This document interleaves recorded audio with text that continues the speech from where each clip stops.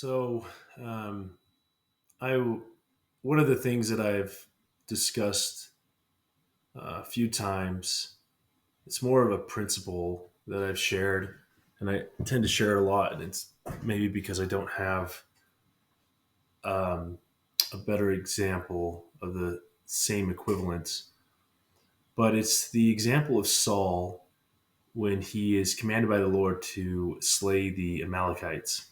Um, And it's a really interesting story.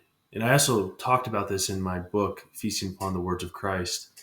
Um, and I want to share more about it and discuss some further thoughts that I had. Um, and so in this story, the Lord commands Saul to slay the Amalekites, or yeah, Amalekites. And what's interesting of this story, well, first, obviously, there is that initial maybe impulse by us to judge the Lord or to question the Lord as to why he would do that. And maybe to first address that, because that might be a barrier to then exploring this other idea, is what the Lord is asking Saul to do is to destroy a wicked nation. Now, we know from the scriptures that the Lord will use people to enact his judgment. And the Lord is righteous, he is good, all knowing, all good. He is perfect. And therefore, when he enacts judgment, he is justified in doing so. And in fact, he delays judgment. So when he enacts judgment, it's a justifiable thing. It's not swift. He's not being capricious. There's a reason for it. And so when he is commanding Saul to slay the Amalekites and slay all of them, he's asking and commanding Saul to enact his judgment upon the Amalekites who are unrighteous people. And this is further emphasized, and there's a theme in the scriptures in the Old Testament. I believe it's called pronounced Cherim. Um, and here is one definition of Cherim or Kareem. Maybe that's how you pronounce it. Declaring Kareem in the ancient world was serious business. Any person or living thing subject to Kareem was irredeemably doomed to utter annihilation. Any object declared Kareem was a property of God and could never be redeemed. So, what God has done here, being the God of the world, and has lent us life, and we're on, it's a gift to us, and it's a more of a loan. He has determined that the Amalekites were wicked and that they basically decreed Kareem on them, meaning that they were his property and he could do with them as he pleases, which was to enact judgment. And to further emphasize this, there's a reason why the Lord told Saul not to um, keep any of the booty that was recovered through the act of destruction. And that's significant because in ancient times, the way that an army was paid was by the loot, the gold, the possessions that they stole or took after they conquered a town. That's kind of how the army would be paid. Is when they conquer, they go in and they take what they want, and that's their payment.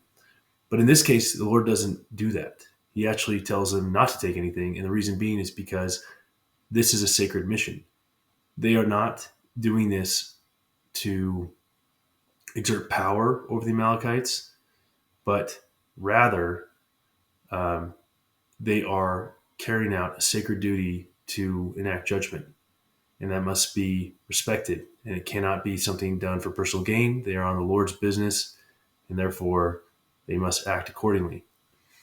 And so this gets us to, now that we've got that maybe roadblock out of the way for some people who might be shocked that the Lord would command Saul to do this.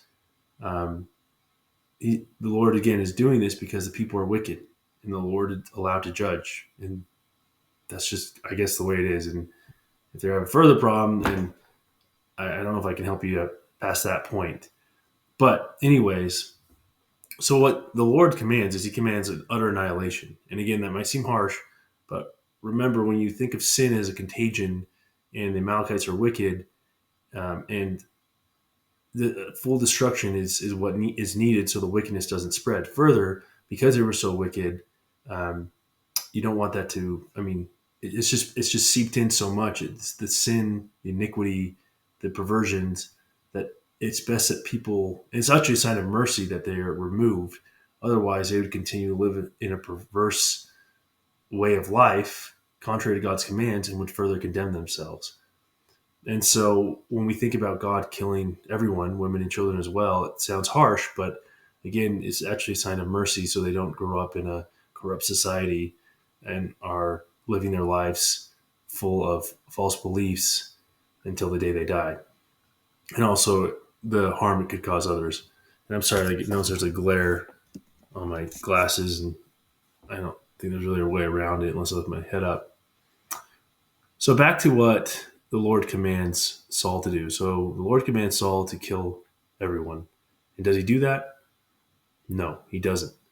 Instead, he spares Agag. He spares the best of the sheep. And then it says in verse 9, well, it said, um, but Saul and the people spared Agag and the best of the sheep and of the oxen, and of the fatlings and of the lambs, and all that was good, and would not utterly destroy them. But everything that was vile and refuse, that they destroyed utterly. So God has given them command to destroy everything, to take nothing. Saul didn't do that. And then what's interesting is not only did Saul not do that, he just picked the good things, which is makes sense if you are greedy and you want those things. So he picked the good things and then destroyed all the bad things. And that's what the Lord asked. Um, and then the Lord calls Samuel, and basically says, Saul has not been obedient.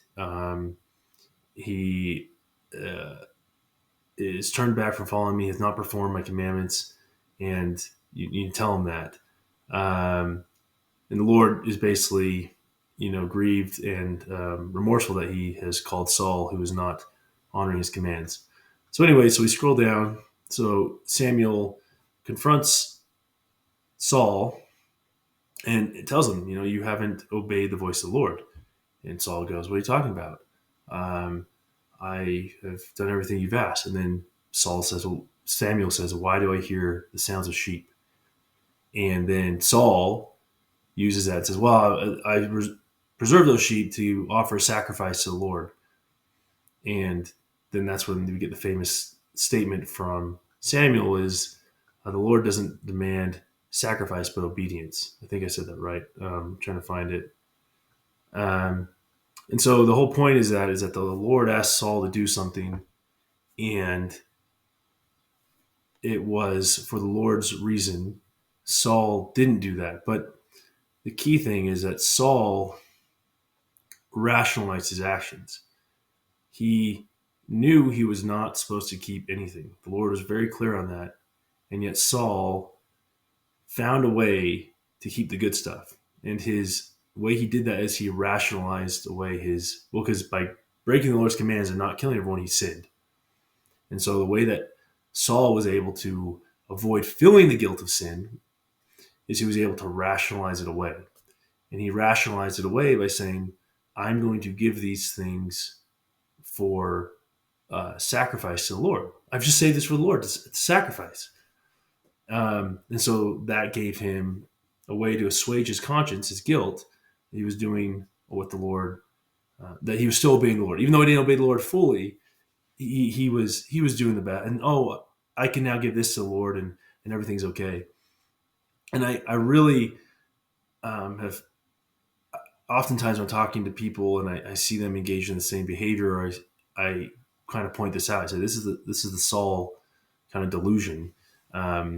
This is exactly what you're doing is similar to Saul, and you're rationalizing your actions. And it's amazing as I interact with people, um, both friends, family, people in my neighborhood, and when I see people acting contrary to the way they should act, based on whether even the Lord has kind of revealed that to me, is like an insight, like this is something you can do to help. and I try to help and the person doesn't want to do that, or just, general manners of decency. Um, it's interesting to realize that the cause of that is rationalization, that people choose to rationalize their behavior in order to do the sin they want to do. Maybe I can put that another way too, is that I think what goes on is that we know from the light of Christ we have a conscience, and that conscience is our first kind of access to God, and it gives us a sense of what is right and wrong. We can have that gut feeling. I think all of us, to one degree or another, have a certain sense of what's right or wrong, and that's kind of based on our understanding, on the model of the world we have, the light and truth we've acquired, and so it comes at different stages, but we all kind of have it. And what I think sometimes happens is deep down we know how we should act, we know what we should do, but we don't want to do what we know we should do, but we also don't want to feel guilty for not doing what we know we should do. And so we find a way to assuage that guilt by rationalizing it away. And that can be a number of ways. And I think one way is we see maybe the way we're acting isn't appropriate. And instead of changing that behavior immediately, we start to actually create a story where we're somehow the victim, where we're somehow the one that's being wronged. And because we've been wronged, we can act out in a way that morally we shouldn't, but deep down we want to. I think this sometimes happens with people, people's behavior with each other when it comes to like fighting or when it comes to aggression. Um, you know, people have this sense of what they know they should do, but they also, what they know they should do, their conscience is telling them, but then they also have that desire to do what they shouldn't do. And maybe that's what I should make clear is they first get that input of like their conscience is saying don't do that, but then they really want to do it, and so then they create a story where they can then become the victims, and by being the victims they're wronged, and then they can act out in the way they want. And that's in my life, and I see that with different people, and this is in different degrees. I'm not saying that everyone I deal with is having aggression, but that's just kind of one component, which is when I see um, when people's behavior is kind of outrageous, what I've kind of realized is that they do that. Well, and it's more like it's outrageous. And I'm wondering, like, how is this person acting this way? Why are they acting this way? Like, I would never act this way to someone. I would never treat someone this way. And I think what happens is they've created a story for themselves that allows them to justify their actions without feeling that guilt of their conscience. And I think maybe that's where it goes. The idea of past feeling comes in. I'm just throwing that out there. I'm not necessarily saying that's the case, but something to think about. When you're past feeling, you've kind of like, I think that meaning could mean that you've rationalized away good actions, and you've created almost this framework where you're the virtuous one. And because you're virtuous, what you do is not wrong. And so you don't have this guilt of conscience. Um, and I wonder if this happens with just various people, and it's you wonder too. You see a lot right now in the national stage. I've talked about it a few times, but this progressive ideology that's seeped into almost every sphere of, well, every institution is almost just saturated in this ideology of victimhood. And I think, kind of Jordan Peterson has kind of talked about this a little bit about resentment and how, this is a thing of communism and how certain classes of people, um, gosh, I'm mixing up my terms. I think the bourgeois, yeah, the bourgeois was the ruling class, and the proletariat was the working class, and they would be envious of what the bourgeoisie had, and so then they would create this story, this narrative. There's this resentment, and they'd create a story where then they become the victim, so then they can carry out their deepest desires. And I think that's definitely what's happening here in the United States is we've created this narrative of racism, systemic racism, and that explains why someone who is not successful is unsuccessful, is because the system's out to get them, and